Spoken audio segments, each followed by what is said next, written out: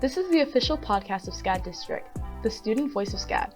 We are a team of SCAD undergraduate students working to share fun, innovative, and exciting stories about SCAD, Savannah, and the world at large.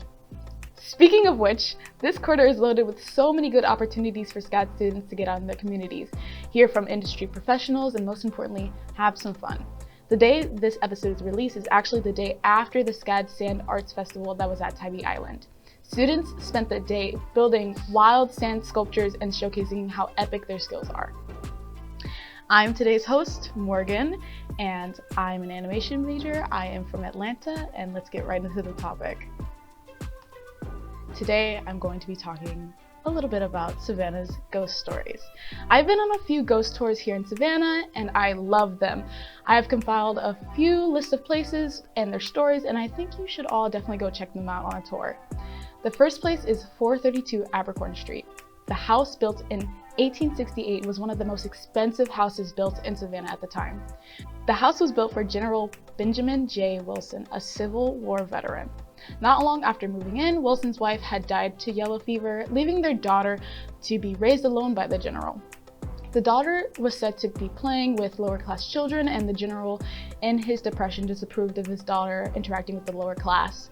General Wilson forbade her from leaving the house, and it's been said that her punishment was so bad that they had to tie her to a chair.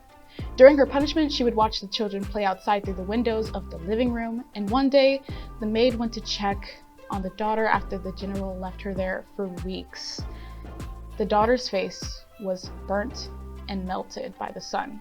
The sun would beam through the window where she sat, and she would eventually die of dehydration and heat stroke. And some say they can see her ghost still staring out the window. Another location is the Mercer Williams house. In 1969, a boy named Tommy Downs went into the abandoned house long before it was purchased to chase birds.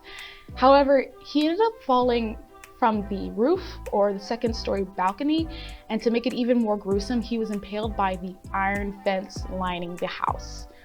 Some say it was an accident, he slipped and fell, but Tommy's friend had claimed to see the whole thing outside, that somebody pushed Tommy, but no one was in the house. So it kind of seems like a murder mystery almost. And I have one more story for you all. This is the story of little Gracie.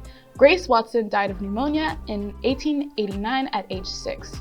Her father commissioned a life-size statue as a memorial at the Bonaventure Cemetery on the edges of the city. Her ghost has been seen skipping, laughing, and playing around the cemetery. However, it's said that if you remove a gift from her memorial, her statue's eyes begin bleeding. I don't know about you guys, but I kind of want to do it, just to see. Thank you for listening to today's podcast. To get more content like this, you can find SCAD District on Instagram or YouTube at SCAD District, as well as online at scaddistrict.com. Thank you so much.